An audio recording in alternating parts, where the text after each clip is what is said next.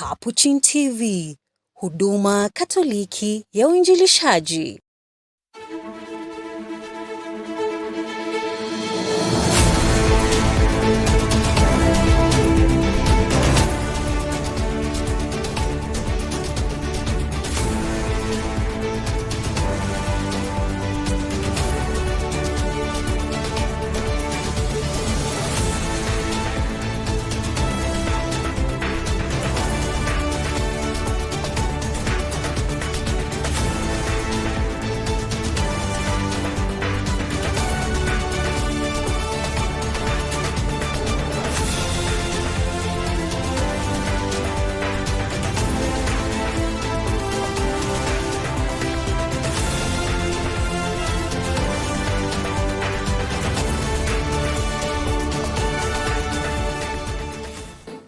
Hello and welcome to Catholic Focus. I'm Maureen Kimani, joined by our sign language interpreter, Charity Ngema.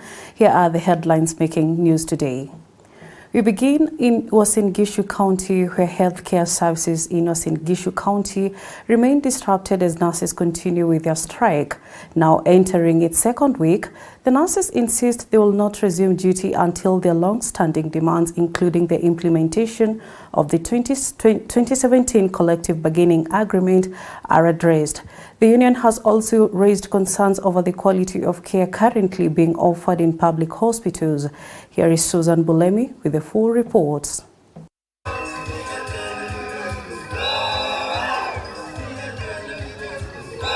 Healthcare services in Uasin Gishu County remain under pressure as nurses maintain their industrial action, demanding the full implementation of the 2017 collective bargaining agreement. The striking nurses are calling for promotions for eligible staff, job regrading for qualified employees, and permanent and pensionable terms for nurses who have served on contract for more than 6 years. We have 3 agreements that has never been honored by county government of Uasin Gishu. One on issues of promotion, second on issues of CBA, and 3 on issues of implementation of SRC, third circular. We have career progression guidelines for some of the officials and the unions here. We have the major thorn in the flesh, that is the UHC staff. They have been in service from the 2019 COVID time. They have served during the COVID times, but they have later on been subjected to contracts that are unconstitutional. You have to remember, you cannot renew more than twice somebody on contract, and that one means that is deemed to be confirmed on permanent and pensionable. These officers are being tossed around by the national and the county governments. They are the officers who seem to belong to the lesser god. They are citizens of this country. And the worst of the worst county that is notorious in implementing this, partaking and implementing this, is the Royal County, that is the city of the champions. According to the union, the national government has already fulfilled its obligations, but county governments have failed to implement the agreed terms. A number of unions here have negotiated CBAs for more than 13 years. That is unconstitutional. A number of them, for the sake of the clinical officers, they have negotiated for 8 years. A number of them have signed at the COG level and the ministry level, but the counties have refused to actually implement the CBA, also sign and implement the CBAs. The union is now urging the Council of Governors to convene an urgent meeting and resolve the outstanding labor issues, warning that the strike will continue until their demands are met. We are now calling upon the county leadership. Actually, the leadership of this county, that is a royal county, should lead by example. Mobilize all other county governors to make sure that they assent to these things that the health workers are going through. We are not going to cede any grounds. And actually what we are only going to do, we are only going to scale up the strike to the fullest by next week. We are engaging with officers in the private sector and as well the Moi Teaching Referral, where I am the branch secretary of Kenya Union of Clinical Officers.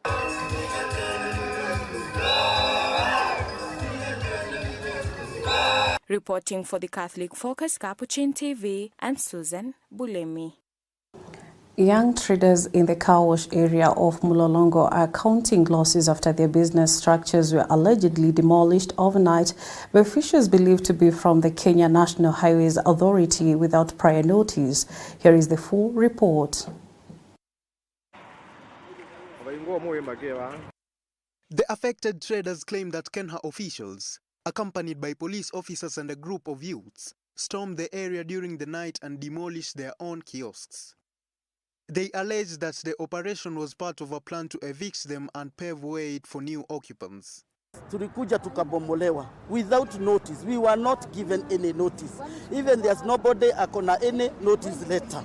Vile walikuja wakabomoa, tukasikia there is watu wale wanataka tubomolewe ili wakuje waweke ma containers ama waweke biashara zingine. Tukasema hatutakubali.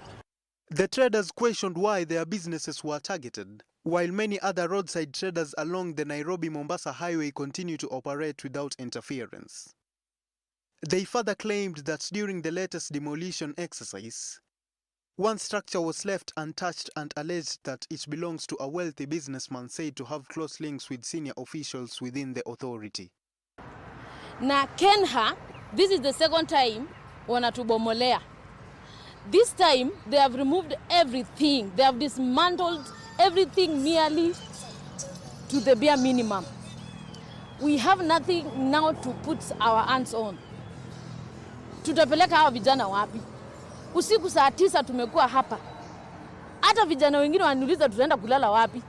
Because some of the boys were sleeping on the sheds that were here. Kenya, hapa mnataka kujenga nini? That is our biggest question. Hapa ni kwa barabara. Ukienda from Syokimau, Mlolongo, all the service lanes are occupied with car wash and the other small businesses. Kenya, on the wall that is off Mombasa Road, ni nini mnataka kujenga kwa hiyo ukuta? This is the second time. Na ukiuliza wenye wanakuja kwa ground, wanasema ni mtaro tu tunachimba. Mtaro inaenda wapi? Na hapo hakuna drainage. Na hakuna drainage inawekwa. Na hakuna drainage iko hapo. Mnataka kujenga nini kwa barabara? Jana usiku nilipigiwa simu karibu saa 5. Nikaambiwa car wash zile za vijana pale chini Signature Mall zimeanza kubomolewa. Nimetoka na nikafika hapa saa 6 za usiku. Na nikapata kuna tingatinga na maaskari walikuwa wanabomoa na vijana wengine ambao wasikuwajua. Nilikaribia maaskari wale walikuwa wanabomoa na nikakuta hao maaskari hawako wametoka katika station ya Mlolongo. Na hii ni jurisdiction ya Mlolongo. Swali langu ni kwa nini vijana ambao ni wadogo na sisi ni wahusika ambao tulioweka hapa ndio waweze kupata mapato yao kidogo kidogo wanabomolewa? Wakati tulifika hapa tulipata gari ya Kenya na tuliweza kuongea na afisa wa Kenya ambaye alikuwa hapa ground. Lakini maneno alikuwa anaongea, tukimuuliza maswali hakuwa anajibu. Anasema ni instructions from above. Which instructions from above? Reporting for Catholic Focus, Capuchin TV, I'm Larry Gonzaga. Residents of Migori town are urging the national and county governments to fast-track the reconstruction of Migori Bridge, saying its prolonged closure has disrupted transport, trade and livelihoods. The bridge, located on the A1 highway linking Migori, Isebania, Kisii and Kuria, was closed by the Kenya National Highways Authority after raising water levels in River Migori compromised its structural integrity. Hii daraja ya Migori County imetuletea shida sana, hasa kwa mambo ya maendeleo na hata kwa mambo ya matibabu. Services zote zimekuwa zimenyamaza kwa sababu ya daraja hii ya Migori. Tulikuwa tunaambia serikali ya juu, tafadhali mtengeneze hii daraja. Hii daraja iko na shida. Yule ambaye amesimamia fedha ambaye ni John Mbadi amekuwa akisema kila wakati akikuja hapa Migori ya kwamba daraja inatengenezwa na ya kwamba pesa zimetengwa milioni 124 ya kutengeneza daraja. Tunataka hii daraja itengenezwe, siwe ni mambo tu ya siasa ya kutarget mambo ya siasa ya 2027. Informed that the engineers are there today. They have even called when we were here. saying that they are doing a second level feasibility study to check on which phase to begin with. Meanwhile, the other footbridge behind St. Joseph Hospital is ongoing, and this is the reason why the slow of the main bridge has taken place. Why? Because they had to use that approach to ensure that that footbridge is ready for people who are using by foot, and also the pikipiki as an alternative route before the main construction activities take place at the main bridge. Assurance, the bridge is under construction. I hope in a few days it will be up. Two, we were tasked to do some measures. There are those we have undertaken, like putting up diversions, doing repairs on some of the areas. Our roads director, Engineer Elfas, has done some repairs and on feeder roads. The dust was raised by some border groups, and we have taken note. I hope it is going to be taken care of, because if we don't do the issue of the dust, communicable diseases will follow up. So far we are doing, there are challenges, administrative challenges, managerial hitches, and resource hiccups that is being addressed. We all want the bridge to be up. Moving on, the Teachers Service Commission has dismissed claims by the Kenya Union of Post-Primary Education Teachers, KUPPET, that it has failed to safeguard teachers' welfare, saying delays in promotions are largely due to limited funding. At the same time, the Ministry of Education is encouraging parents of children with disabilities to support their participation in sports and other co-curricular activities. Speaking in Thika during the National Secondary Schools Games, Acting TSC Chief Executive Officer Evelyn Mitei said teacher promotions are guided by the career progression guidelines and the availability of funds. She noted that the government has allocated 2 billion shillings this financial year to facilitate the promotion of more than 34,000 teachers across the country. This year, the President has been magnanimous to give us 2 billion for promotions.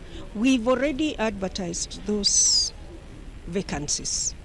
So if the promotions for games come after those promotions have been done, definitely there will be a delay, because we will have to wait for additional funding. So our main challenge is funding. It's not a deliberate delay. For the 2 billion we were given, we are promoting 34,016 teachers. She added that teachers should not expect promotions every year, explaining that career advancement depends on the years of service, qualifications, and the funds available. Promotion of teachers is an issue that the Commission handles year in, year out. But what I want to tell our teachers, promotion is based on career progression guidelines. Our teachers expect that if you do well in games this year, you will be promoted. The next year, you will be promoted again. That is not possible. We have also to adhere to the provisions of the regulations.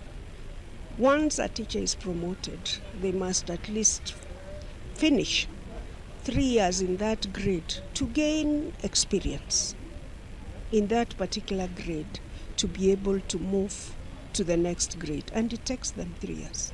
Meanwhile, the Ministry of Education has urged parents of children living with disabilities to encourage them to participate in sports and other co-curricular activities. We wish to thank the Ministry of Education for creating this chance to these learners to participate and also unlock their potentials so that they can see a future in being in schools. We are happy that all the children here are catered for by the government. All the coaches and all the referees are being taken care of by the government and the house parents. And we appreciate that our special needs learners are getting recognition, and very good recognition that will help them get to the pathways of CBE curriculum. The national games brings together all learners, those with disabilities and those without. particularly where we are focusing on learners with disability. And it is important to let the country know, especially those parents and guardians who might not know that there is an opportunity for children with disabilities to go to school just like their peers without disability, so that they are also able to learn and develop their talents. The ongoing 98th Kenya Music Festival is being held as a key platform for nurturing talent and supporting the competency-based education curriculum. Education stakeholders say the festival continues to promote creativity, practical skills, and cultural preservation among learners from across the country. Let's get that report.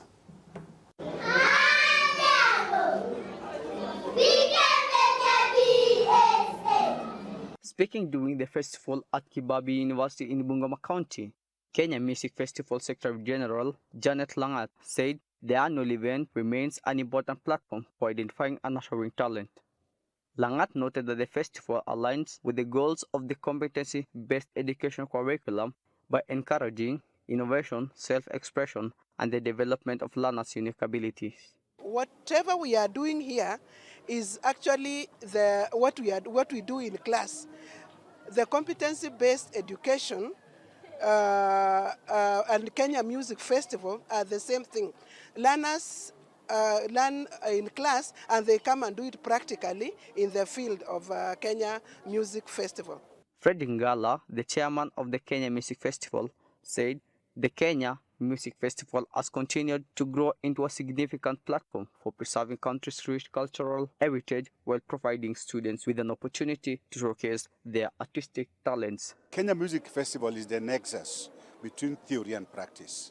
They learn in class, they come and practice here. But even more important,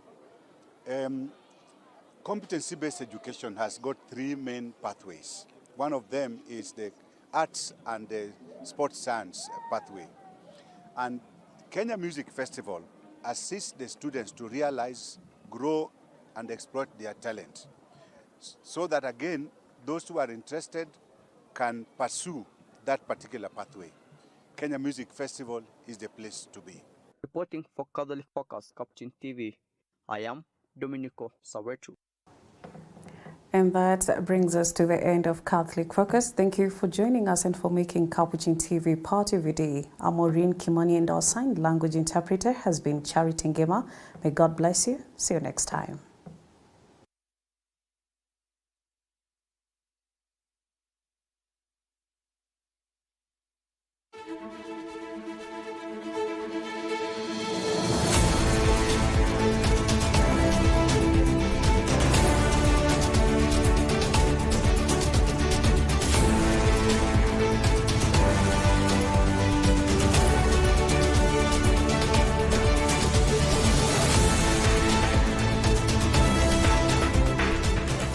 Keep watching Capuchin TV, your staunchly Catholic identity channel.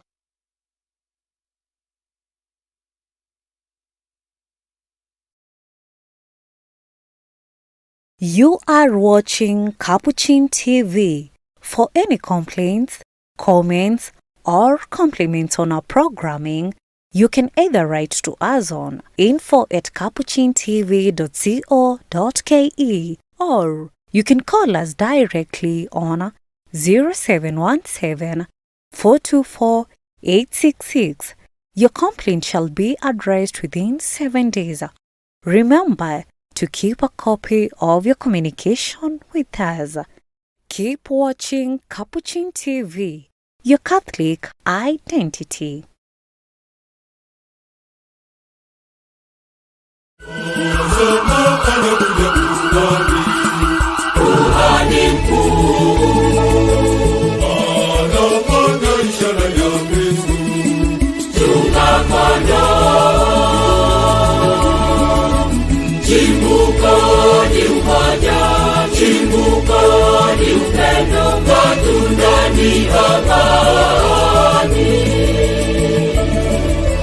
Chimbuko ni umoja, chimbuko ni upendo. Eneo la jimbo Katoliki la Kitui lilizinduliwa kwanza kama prefecture ya kitume, yani Apostolic Prefecture, mwaka wa 1956, likimegwa kutoka jimbo Katoliki la Meru. Eneo hilo lilikwezwa na kupewa hadhi kamili ya jimbo mwaka wa 1963. Jimbo la Kitui liko na parokia Katoliki 37 ambazo zimegawanywa katika dekania 6. Kati ya vifutio vya kanisa Katoliki kwenye jimbo la Kitui ni pamoja na Radio Dhome, Our Lady of Protection Shrine Museve na vinginevyo. Askofu mteule John Mwandi atajiunga na baraza la maaskofu Katoliki hapa nchini kama askofu wa 5 kwenye jimbo la Kitui. Wachungaji maaskofu watangulizi wake kwenye jimbo la Kitui ni kama wafuatao: askofu mwanzilishi wa jimbo Mwashamu William Dune mwaka wa 1956 hadi mwaka wa 1995. Mwashamu Boniface Lele mwaka wa 1995 hadi mwaka wa 2005. Mwashamu Anthony Muheria mwaka wa 2008 hadi mwaka wa 2017. Naye Mwashamu Joseph Mongela mwaka wa 2020 hadi mwaka huu. Monsinyori John Mbua Mwandi aliteuliwa mwezi wa 5 mwaka huu na Baba Mtakatifu Leo wa 14 kama askofu wa jimbo la Kitui. Hii ilikuwa ni baada ya uteuzi wa Mwashamu Joseph Mongela kuwa askofu mwandamizi wa jimbo Katoliki la Machakos. Padri John Mwandi atakula kiapo cha uaminifu kwa ofisi ya askofu na kuweka ahadi ya utii kwa Baba Mtakatifu Ijumaa tarehe 7 mwezi huu. Ibada ya kutawazwa na kusimikwa kwake itafanyika Jumamosi hii tarehe 8 kwenye uwanja wa St. Charles Lwanga Senior School, Kitui mjini. Ibada na sherehe hii itakufikia hapa kwenye kitambulisho Katoliki na pia kwenye mitandao yetu ya kijamii kama ifuatavyo: Ijumaa tarehe 7 kuanzia saa 10 jioni. Nayo Jumamosi tarehe 8 kuanzia saa 3 asubuhi. Capuchin TV inamtakia baraka na afya njema askofu mteule John Mbua Mwandi katika utume wake mpya kama askofu wa jimbo Katoliki la Kitui. Endelea kutazama Capuchin TV, kitambulisho Katoliki kwa kila boma, kila jumuiya na kila parokia.